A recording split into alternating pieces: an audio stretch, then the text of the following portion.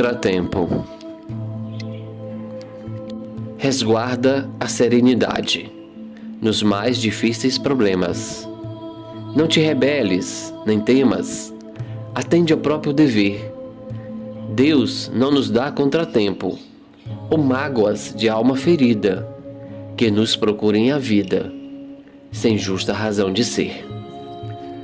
Um simples erro em caminho, a conversa inesperada, uma barreira na estrada que nos impeça a seguir. Uma doença ligeira são, na essência, a chave certa com que o Senhor nos liberta de muita dor no porvir. Em qualquer dificuldade que surja ou te bata a porta, na sombra que desconforta ou anuvia os passos teus. Escora-te a paciência, que o contratempo ao teu lado é socorro antecipado, chegando do amor de Deus.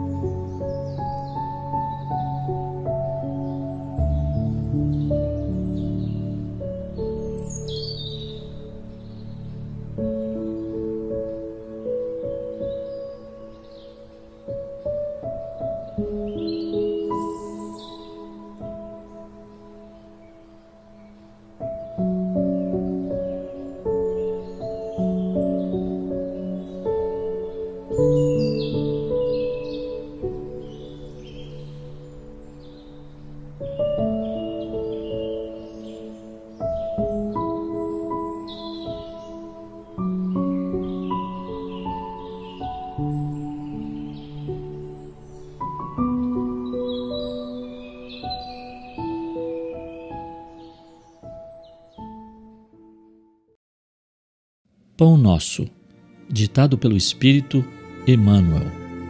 Psicografia de Francisco Cândido Xavier. Falsas alegações. Que tenho eu contigo, Jesus, Filho do Deus Altíssimo?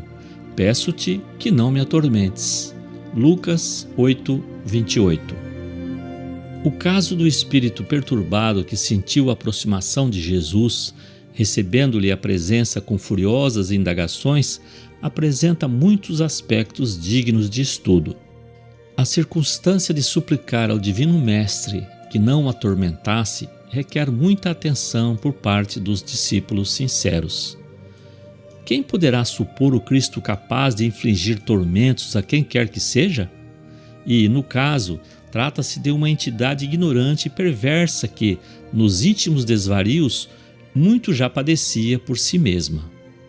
A vizinhança do Mestre, contudo, trazia-lhe claridade suficiente para contemplar o martírio da própria consciência, atolada num pântano de crimes e defecções tenebrosas.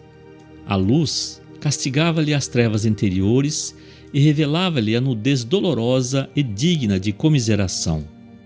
O quadro é muito significativo para quantos fogem das verdades religiosas da vida, categorizando-lhe o conteúdo à conta de amargo elixir de angústia e sofrimento. Esses espíritos indiferentes e gozadores costumam afirmar que os serviços da fé alagam o caminho de lágrimas, enevoando o coração. Tais afirmativas, no entanto, denunciam-nos. Em maior ou menor escala, são companheiros do irmão infeliz que acusava Jesus por ministros de tormentos. Emmanuel.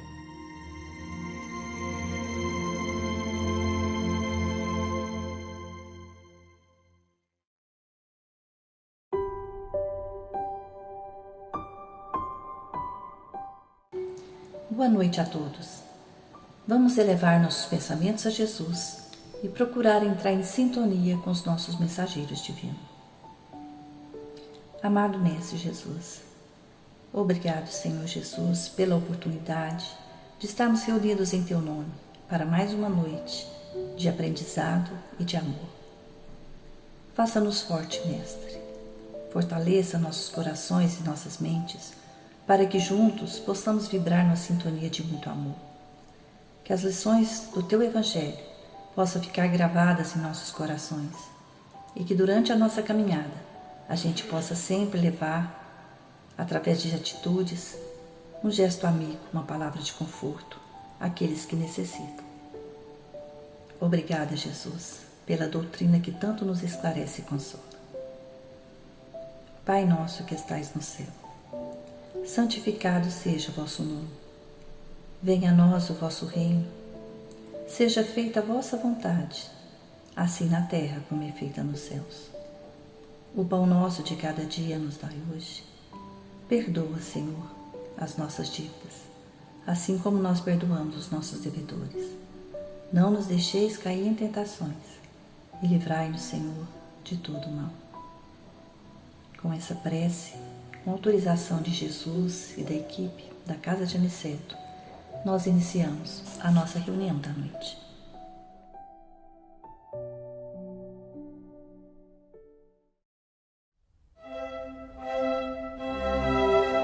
Estudando o Livro dos Espíritos com Allan Kardec.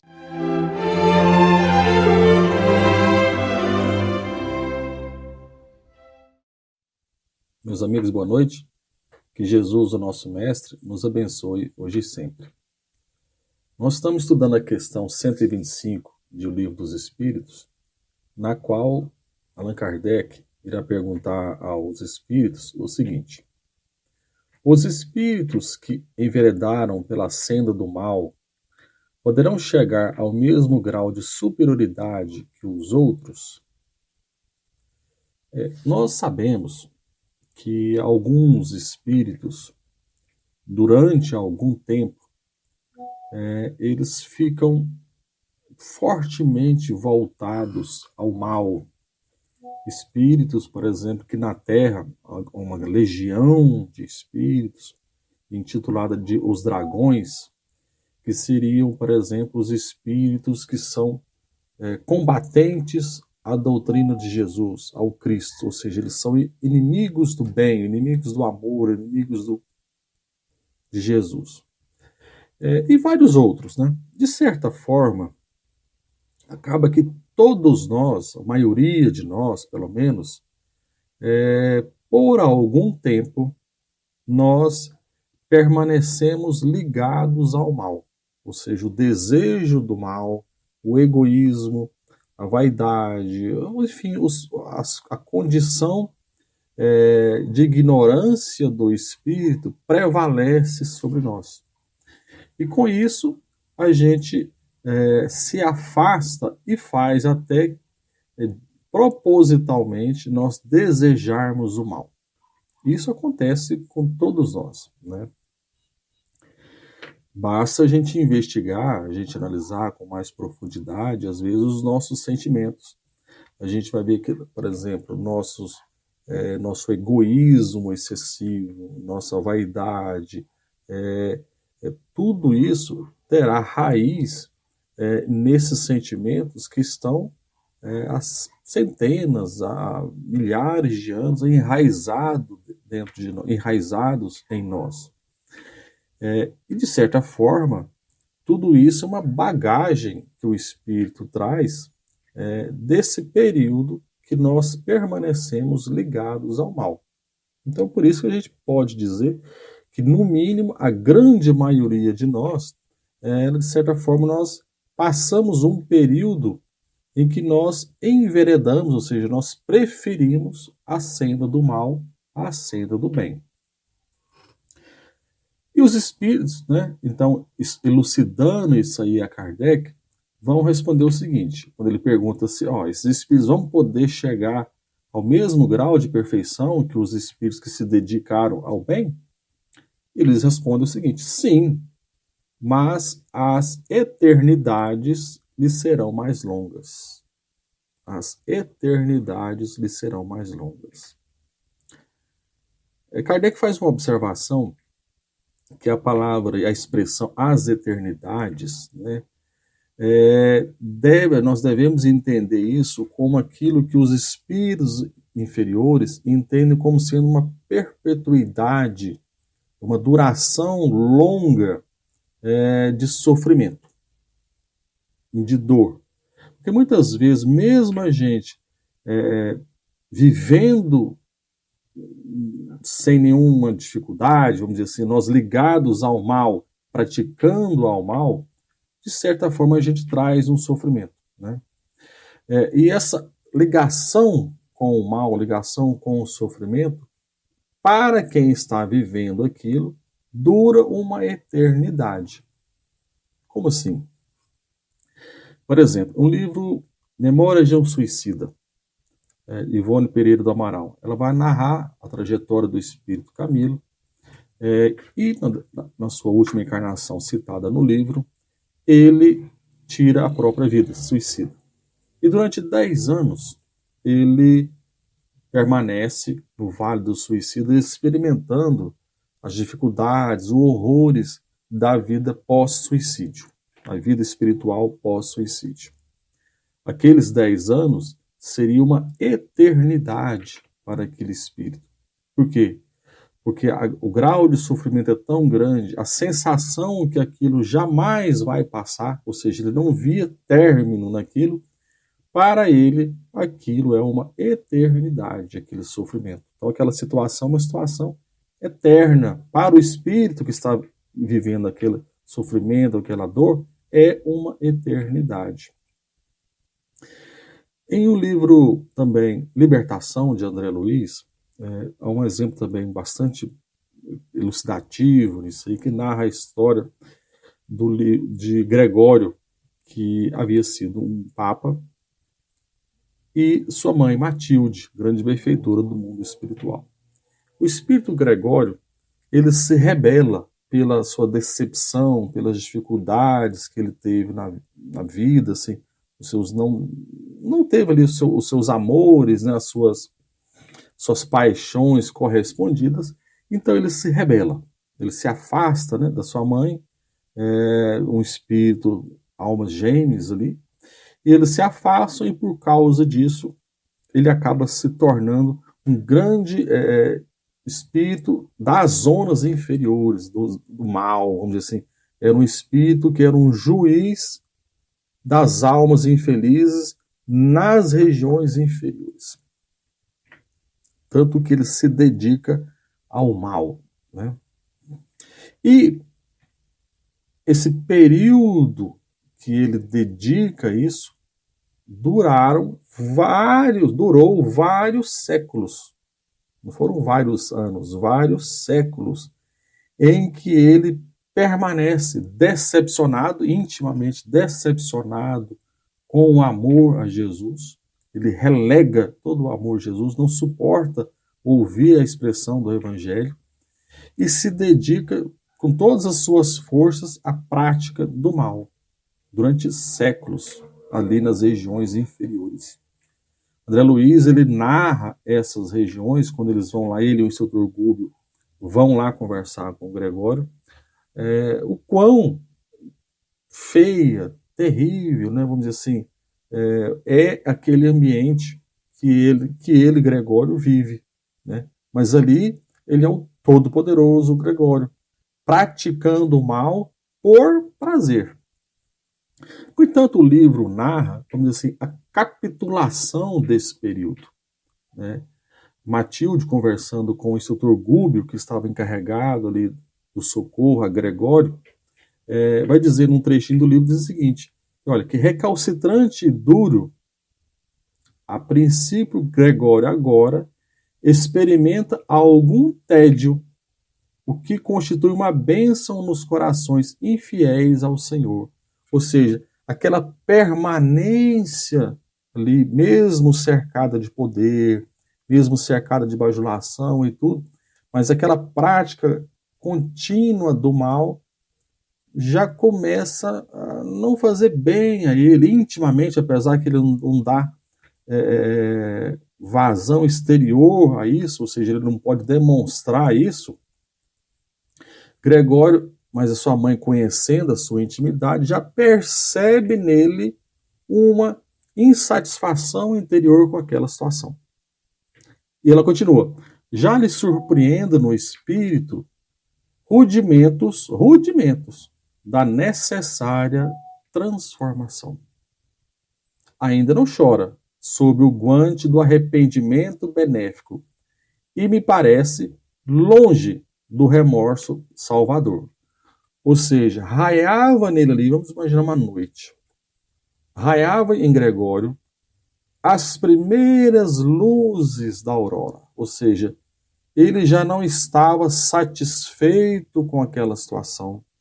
Aquilo já experimentava nele, já fazia nele algum tédio, alguma infelicidade, vamos dizer assim, é quase que aquela expressão: o que eu estou fazendo aqui? O que eu estou fazendo da minha vida, né? Apesar que ele ainda não havia transformado, mas ele já começava a balançar, né? Ele não se arrependia daquilo que fazia, mas também, por outro lado, já não estava satisfeito, não experimentava prazer em fazer o que antes ele fazia com alegria e satisfação.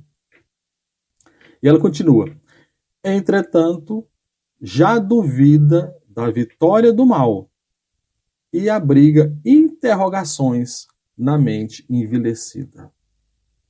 Não é tão severo no comando dos espíritos desventurados que lhe seguem as determinações, e colapso de sua resistência não me parece remoto. Ou seja, ela já via que a resistência dele na preferência do mal já estava chegando ao fim, ou seja, estava chegando o momento da sua grande transformação. No sentido assim, não que ele mudasse da água para o vinho, da noite para o dia, fosse aquela mudança abrupta, mas que se iniciasse a partir daquele momento uma nova fase de vida. E é o que de fato acontece. Após alguns dias, essa passagem, alguns eventos que acontecem no livro, então Matilde irá encontrar Gregório e ele, muito ainda, vamos dizer assim, relutante, né, em deixar aquele mundo, em deixar aquela situação de poder na sua... porque ele tinha o poder sobre os outros espíritos da prática do bem, mas no momento que Matilde vai dizer para ele o seguinte, olha, o teu longo período de dureza e secura está terminado. Ou seja, que todos aqueles séculos que ele passou de dureza e secura no coração se transformou. E a partir daquele momento, ele precisa começar uma nova, entre aspas, existência. Existência no sentido de voltar a ser uma criança, reencarnar, todo um processo de recomposição do seu íntimo. Né? De certa forma, tudo isso acontece conosco. Nós também experimentamos alguns períodos de dureza e secura em nossos corações. Nós passamos por fases pela nossa própria condição humana. E que o Kardec está perguntando, e aí? Acontecendo isso, nós temos, entre aspas, direito à evolução? Nós iremos prosseguir a nossa marcha evolutiva, apesar desses períodos de erro? E o que a doutrina espírita vai nos ensinar, especialmente Emmanuel, é que a palavra erro aí deve ser substituída por períodos de ignorância. Essa parte, esse período de nossa vida em que nós nos dedicamos ao mal, na verdade não é erro, é ignorância. Nós ignoramos as leis de Deus. Nós não conseguimos sentir em nossos corações o amor de Deus. E qual acontece ao Gregório, chegará um dia em que essa noite escura dos nossos corações vai acabar. E aí nós vamos ansiar, nós vamos experimentar um tédio, né? O que eu estou fazendo? Que direção que eu estou dando à minha vida? Isso espiritualmente falando. O que eu estou fazendo da minha vida? E vamos procurar novos ares. O ar do Evangelho, do trabalho, da renovação de nós mesmos, do prosseguimento para a senda do bem. Então, todos nós estejamos seguros que não é um período na prática do mal que vai nos impedir a evolução. O que nos impede, que nos retarda a evolução, é o nosso estacionar. É eu chegar e parar e falar, não vou fazer nada, né? Não, aí nós estamos paralisados. Mas o erro no passado, Jesus nos mostrou a saciedade, que a partir do momento que nós não pecamos mais, ou seja, nós desejamos uma renovação, nós podemos ser nova criatura. Nós encarnados e nós desencarnados. Então que Jesus, o nosso Mestre, nos abençoe hoje e sempre. Muito obrigado. Acompanhe agora mais um tema doutrinário do Evangelho de Jesus.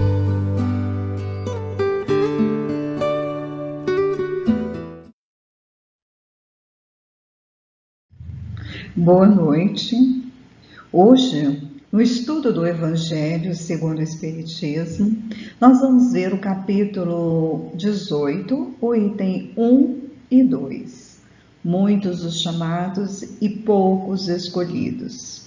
Para entendermos esse capítulo, é importante rever a parábola do festim de bodas. Só que ao invés de toda a parábola, apenas um resumo para que a gente possa ter elementos para poder conversar um pouquinho a respeito dessa parábola.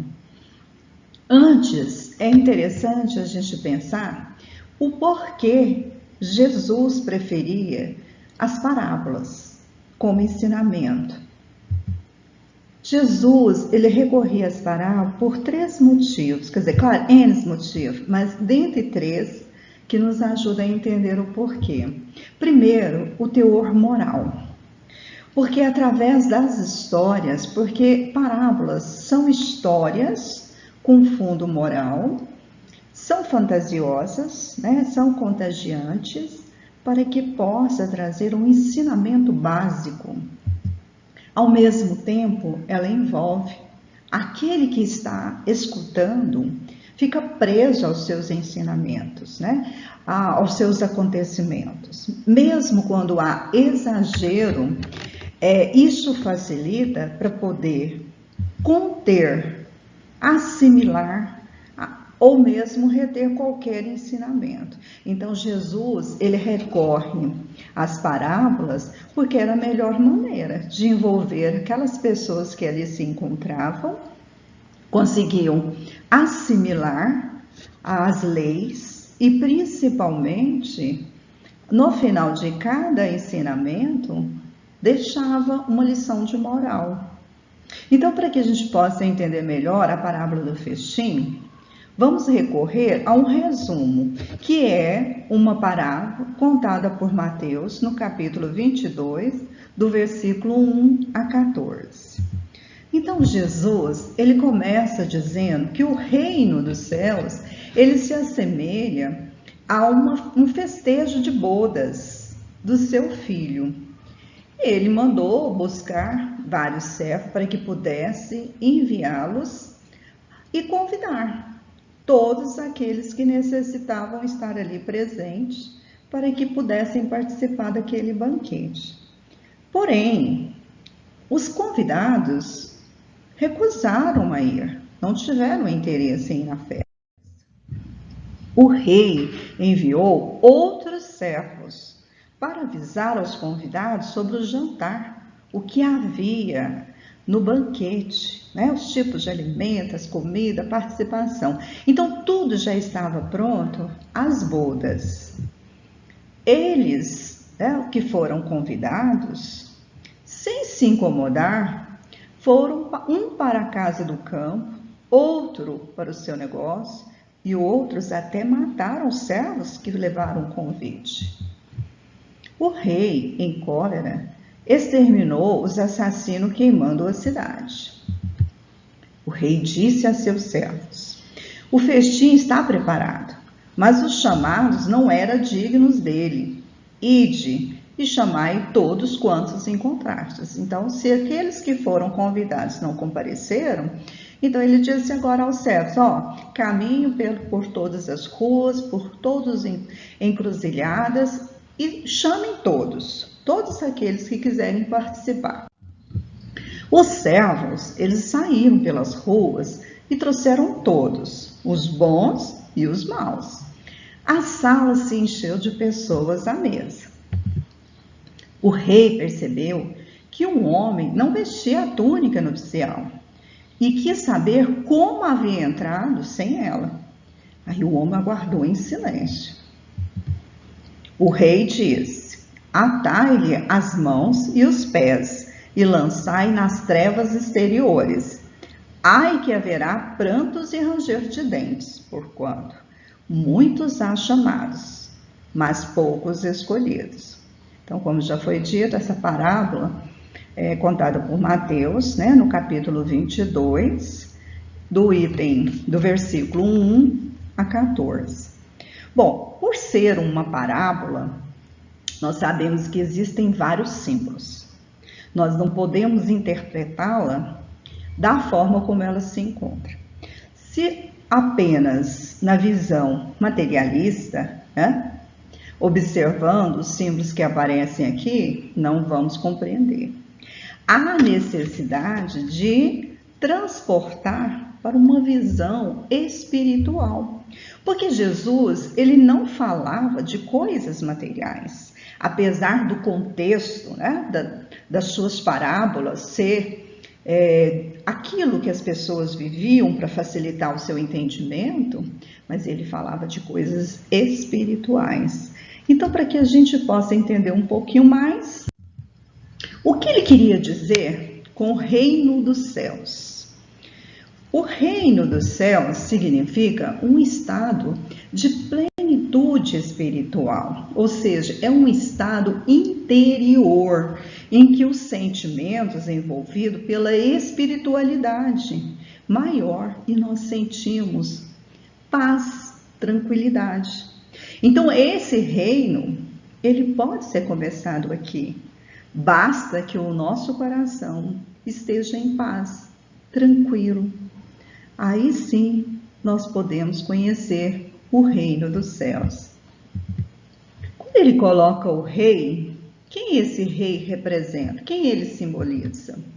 Deus, nosso Pai, nosso Criador, Pai de bondade e de amor, e que está sempre pronto a nos dar uma nova oportunidade. Filho, quem era o seu filho? Representa Jesus, aquele que ele enviou para trazer todos os ensinamentos que nos propõem condições para evoluir. Então, o nosso irmão, nosso guia, nosso modelo, nosso exemplo. Os servos são representados por quem? Os servos são os missionários, aqueles enviados por Deus. Em cada época, Deus houve a necessidade de enviar à Terra para que trouxesse o convite para nós, para que fizéssemos uma aliança, para que continuássemos com Ele. Então, Ele mandou os profetas, os seus apóstolos, os missionários. E os convidados? Quem são esses convidados? Primeiro foram os hebreus. Por que os hebreus? Porque eles já tinham um certo conhecimento das leis divinas. Eles já admitiam Deus único. Então seria mais fácil começar pelos hebreus. Mas como recusaram o convite, ele estendeu a todos os povos do mundo, as outras nações. E aqueles que recusaram o convite? Por quê, que eles recusaram o convite? São os hebreus, aqueles que já tinham certo conhecimento, só que, às vezes, ludibriado, até mesmo pelo conhecimento, achando que seriam privilegiados, ou seja, começaram a interpretar de forma equivocada, prejudicando essa melhora, esse crescimento. Então, eles tinham dificuldade de se esforçar no bem, na distribuição do amor, da caridade, da convivência com o outro. Então, houve uma certa interpretação equivocada das leis divinas. E aqueles que massacraram? Exatamente os povos que não interpretaram a mensagem de Jesus. Então, por não saber interpretar e começaram a desrespeitar a palavra de Jesus, muitas das vezes nem escutavam mais, e isso dificultou. Por isso, que eles foram prejudicados, porque começaram a fazer interpretações equivocadas, se desviaram do caminho, esqueceram moralmente de evoluírem. E os bons e os maus? Porque ele saiu convidando os bons e os maus, independente se era pobre, se era rico, se era ignorante, se era um sábio, todos teriam acesso à boa nova. Não haveria mais separação da mensagem. A mensagem seria distribuída a todos. E E a túnica nupcial? A túnica nupcial, ela representa a pureza das intenções, ou seja, ter o coração puro, um coração que está disposto ao bem, a se esforçar para domar as más inclinações, que está aberto a adquirir as boas virtudes, cumprir a lei segundo o Espírito. Porque muitas das vezes, como nós vimos lá na parábola, né, aquele ser que não estava com a túnica, provavelmente falava em nome, às vezes, do Senhor, mas falava com arrogância, com preconceito, sem sentimento nobre. Então, ele não estava adequado. Então, a túnica nupcial é o ser capaz de amar, aquele que tem um coração puro, que já desenvolveu todas as virtudes necessárias para o seu crescimento. As trevas significa as incertezas, as inferioridades, porque aqueles que não aderiram bem, essas trevas se encontram dentro deles mesmos. E aquilo que eles têm, né, de negativo, de ruim, é o que eles exteriorizam. Nós sabemos que no umbral nós vamos viver aquilo que nós temos dentro de nós. Apenas é um estado de espírito. Então, se nós não conseguimos desenvolver a pureza do coração, só ver maldade, só ver insucesso, só ver incerteza e inferioridade, é o que nós vamos refletir. Mesmo no plano espiritual, é o que nós vamos encontrar. O jantar e as iguarias, o que simboliza? Todos os recursos que Deus provê e oferece gratuitamente ao processo de iluminação de todos os espíritos. E por um lado, os alimentos, eles fortalecem o corpo. Aquele banquete que estava sendo servido ali, aqueles alimentos, iria fortalecer o corpo, mas a mensagem que estava sendo divulgada naquele ambiente era o ensinamento necessário para fortalecimento espiritual. Então, nós estamos vendo aqui que o convite, ele foi distribuído. E para nós, o que poderia representar esse convite? A morada espiritual. Só que essa morada espiritual nós não precisamos esperar desencarnar para encontrá-la. Aqui no plano físico, aqui no planeta Terra, nós também precisamos encontrar essa paz, essa tranquilidade, esse estado de espírito, para que possamos ter condições de evoluir. Então, todos os dias, esse convite ele é distribuído. Depende de nós, da nossa vontade, né? Da forma como nós agimos, as nossas escolhas, para que possamos realmente aceitar esse convite. Além desse convite, nós percebemos também que nós temos responsabilidade e precisamos ter consciência. Responsabilidade com o quê? Responsabilidade com o que nós assumimos no plano espiritual, na nossa programação espiritual. Tudo bem que esquecemos com o tempo quais são os nossos compromissos, quais são as nossas obrigações. Mas se a partir do momento que conhecemos as leis divinas, que nós conhecemos sobre a moralidade, o que é certo do que é errado, nós já podemos fazer as nossas escolhas. Nós não poderemos culpar ninguém depois pelos nossos erros ou pelas nossas omissões. Então, nós temos responsabilidade e nós já temos a consciência necessária para saber o que nós devemos fazer, quais são as escolhas para que possamos realmente melhorar espiritualmente.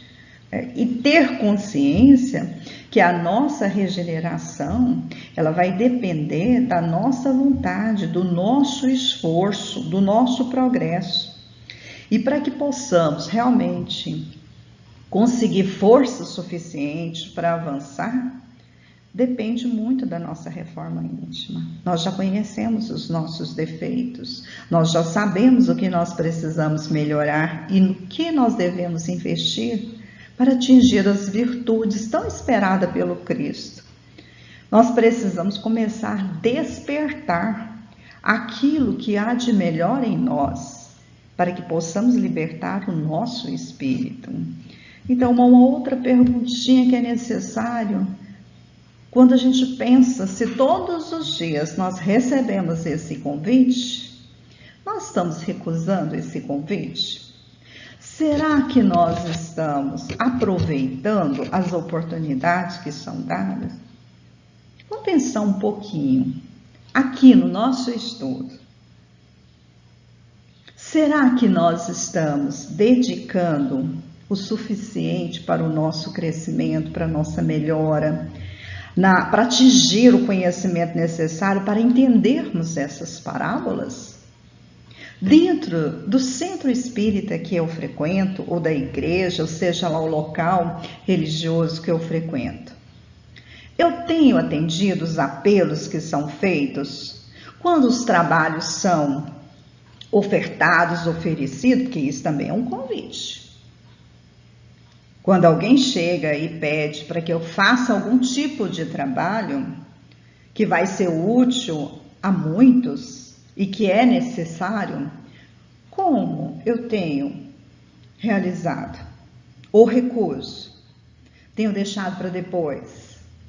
Fica esperando, quando eu aposentar e tiver mais tempo, ou quando os meus filhos já estiverem maiores, não precisar tanto de mim, aí eu começo a trabalhar no trabalho da caridade, ou vou começar a seguir no tratamento mediúnico, ou vou ajudar na sopa, ou qualquer outro tipo de realização. Será que nós estamos recusando esse convite? Porque esse convite, por mais simples que ele pareça, ele é um princípio, ele é um início. É a partir dele que eu vou seguir para outros trabalhos mais complexos. Então é muito importante. E não é só no ambiente do centro espírita, da igreja, até mesmo dentro de casa. Quando eu sou chamada ao trabalho, a assumir a minha responsabilidade enquanto mãe, enquanto pai, enquanto tia, enquanto avó, eu tenho assumido? Então, em todos os momentos, e no meu trabalho, eu tenho essa oportunidade também de levar a mensagem de Jesus, de dar bons exemplos. Então, nós temos que pensar que esse convite, ele é realizado todos os dias, em todos os momentos. São oportunidades que Deus nos oferece. Olha, eu te dei uma vez, aí você não quis, e agora? Será que é o momento?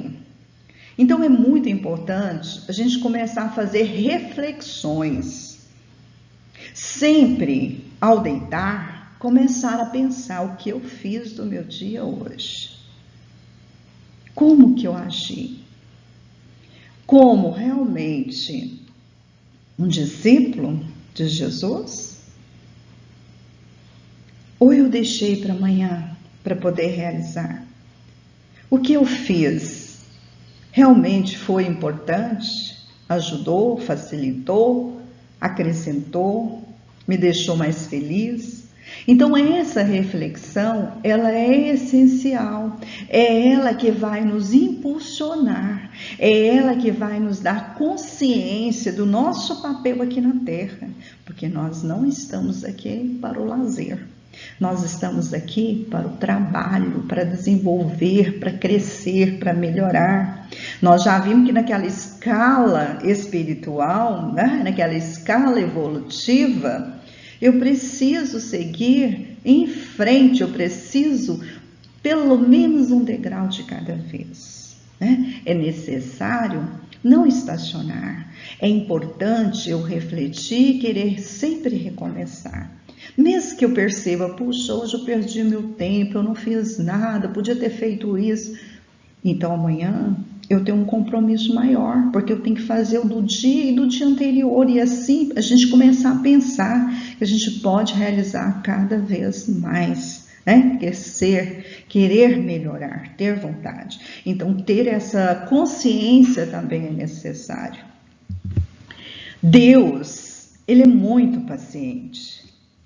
Como eu disse, Ele traz muitas oportunidades para nós, né? Ele sempre nos ensina que a gente pode recomeçar, mas chega uma hora que de tantas oportunidades e nós desperdiçamos, nós insistimos em ser inúteis, perdendo reencarnações e mais reencarnações, vai chegar um momento que ele vai dizer, olha, agora você não vai ter mais escolha. Infelizmente, porque você não está progredindo, você não está melhorando e necessita de uma reencarnação compulsória, para que você pare para pensar e comece a agir no caminho evolutivo. Então, Deus também, mesmo sendo paciente, tem limites. Vai chegar um momento que Ele vai nos fazer passar por expiações, para que possamos progredir, para que possamos tomar uma atitude. Porque, na verdade, Deus, Ele está chamando, esse convite é para que possamos nos tornar um cidadão do seu reino. Mas, para isso, nós precisamos limpar essa cegueira, precisamos deixar de ser surdos. E muitas das vezes nós ainda ficamos aliados ao orgulho, ao egoísmo, às escolhas decorrentes do nosso livre-arbítrio que não são boas. Então, essas barreiras, elas vão dificultando para que a gente possa se aproximar do reino de Deus. E há necessidade de um momento de Deus dizer assim, olha, eu te dei todas as oportunidades, agora você vai ter que fazer o que é necessário para você progredir, porque você não pode mais estacionar. E aí nós temos que tomar, né, uma atitude. Kardec, no item 2, ele diz assim, o incrédulo, ele sorri a esta parábola, por não compreender que se possa opor há tanta dificuldade de assistir um festim. Nós vimos aí, né? Que às vezes, nessa parábola, se a gente for começar a entender simplesmente pelo contexto material, né? Pela visão materialista, a gente não vai realmente compreender e vai achar um absurdo a gente receber um convite para um casamento, para uma festa e recusar, deixar de ir e até matar aqueles que trazem o convite. Então é muito importante a gente perceber primeiro em que contexto foi contada essa parábola. Essa parábola Jesus contou porque ele percebeu que ali havia alguns chefes sacerdotes, alguns líderes religiosos que estavam questionando a sua autoridade. Então, eles faziam perguntas para que ele pudesse, né, cair numa cilada. Porque esses líderes, o que eles traziam no coração? Estavam cheios de inveja, né, de rejeição.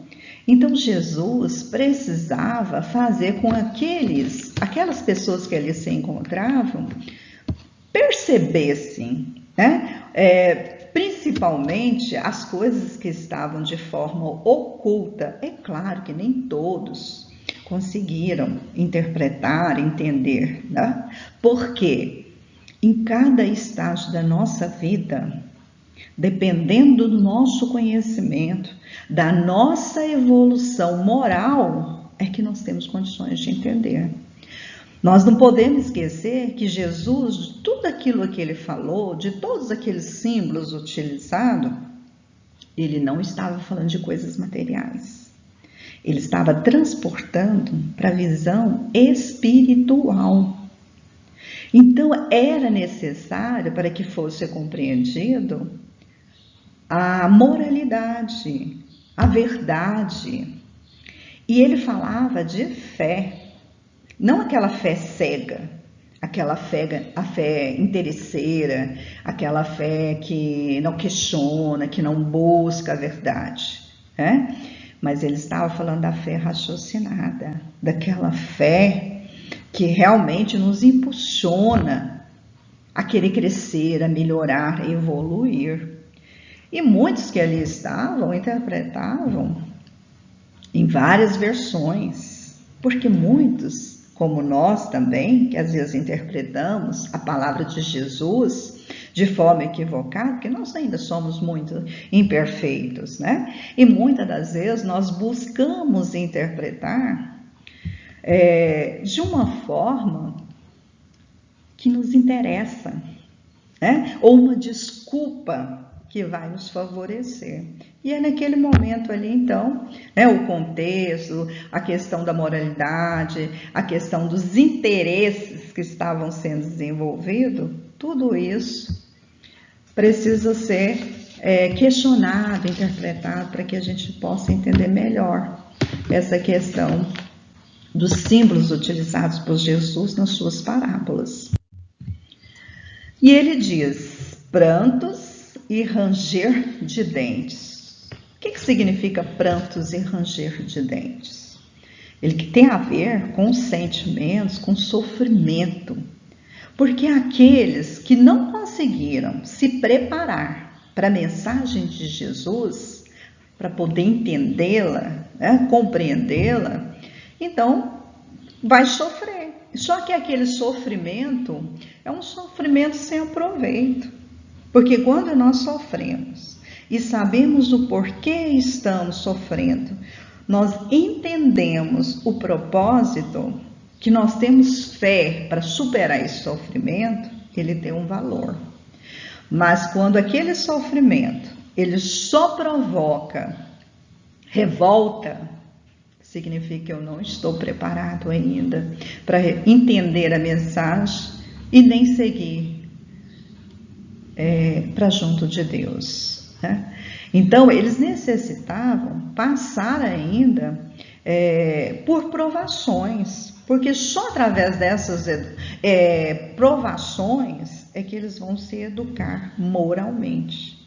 Porque se não tem conhecimento, se não consegue se desenvolver moralmente, é porque ainda alimentam o ódio, a raiva, o ciúme, ao invés de buscar e deixar florescer o amor e o perdão.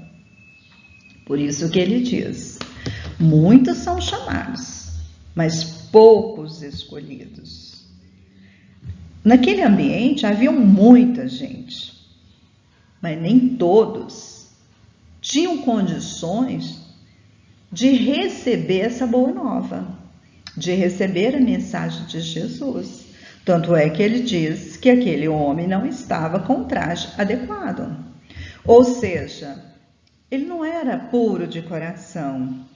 Ele ainda precisava se esforçar muito para atingir. E precisava também investir nas boas ações para que as más inclinações fossem eliminadas. Precisava ainda cumprir a lei segundo o Espírito.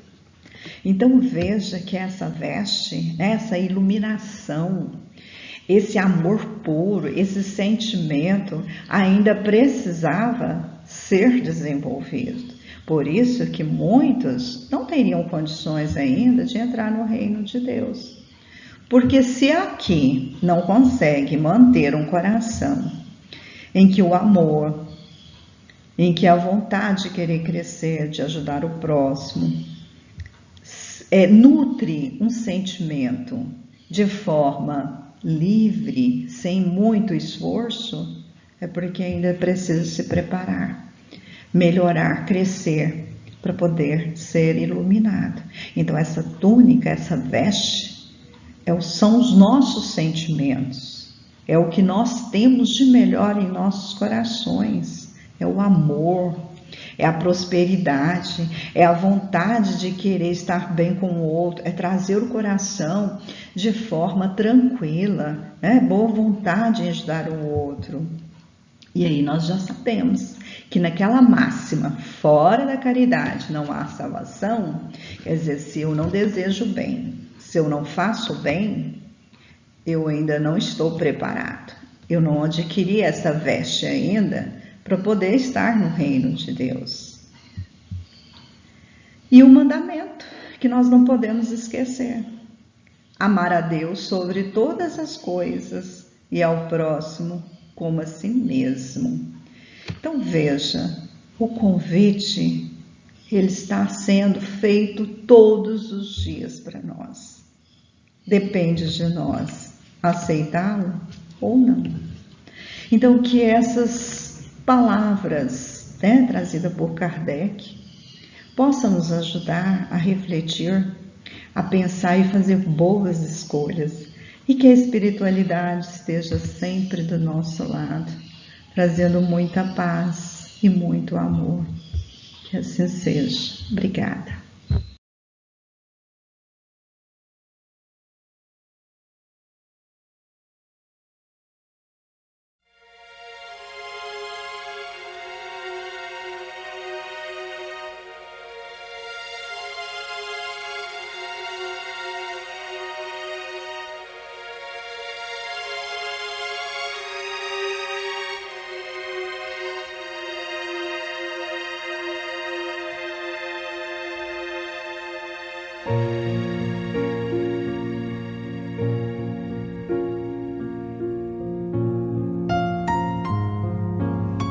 Queridos irmãos em Cristo, nesse momento de suave meditação, pedimos a presença de espíritos amigos para esse passe.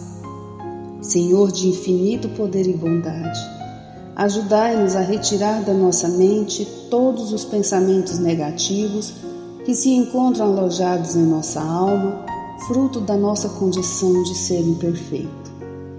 Que ideias de vingança, pensamentos inferiores e egoístas sejam afastados da nossa mente. Que os desequilíbrios emocionais, ansiedade, impaciência e estresse sejam corrigidos, visando uma nova harmonia do nosso ser. Que todas as doenças alojadas em nosso corpo tenham seu mecanismo de enfermidade interrompido no nosso sistema de defesa orgânico e inicie a revitalização da nossa saúde. E assim, meu Pai Celestial, com suas bênçãos e as energias luminosas e curativas de seus missionários, possamos receber as melhores vibrações energéticas através deste passe, e que essas vibrações venham em forma de ideias edificantes, de otimismo, alegria, e nos fortaleça para o perdão, a paciência e a serenidade necessárias à resolução de nossos problemas e provações. Peço, Senhor, que nos ensine a viver um dia de cada vez, que nos oriente a superar os traumas do passado e guardar apenas as lições valiosas, tanto de experiências felizes como as dolorosas. Também, Senhor, permita o cuidado necessário para controlarmos o medo diante do futuro que ainda está fora do nosso alcance. Que possamos aproveitar a beleza e o sabor dessa existência em cada momento sagrado que o Senhor nos permite viver, com sabedoria, discernimento e entusiasmo pela vida. Que nessa jornada terrena possamos aprender a nos elevar espiritualmente um pouco a cada dia, sempre seguindo os conselhos do Cristo. E que o espírito de fraternidade, o amor de Deus ao próximo e a nós mesmos sejam a base do nosso comportamento e a prática da caridade e do perdão a nossa conduta diária.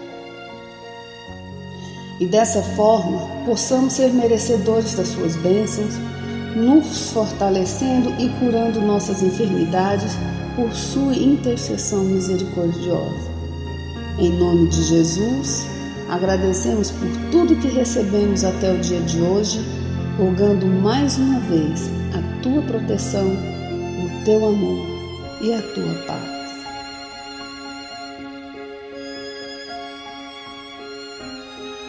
E continuando nessa vibração de amor, nós agradecemos aos bons espíritos que se dignaram de comunicar-se conosco e lhes rogamos que nos ajude a pôr em prática as instruções que nos deram e façam que ao sair daqui, cada um de nós se sinta fortalecido para a prática do bem e do amor ao próximo. Também desejamos que as suas instruções aproveitem aos espíritos sofredores, ignorantes ou viciosos, que tenham participado da nossa reunião e para os quais imploramos a misericórdia de Deus. Que assim seja.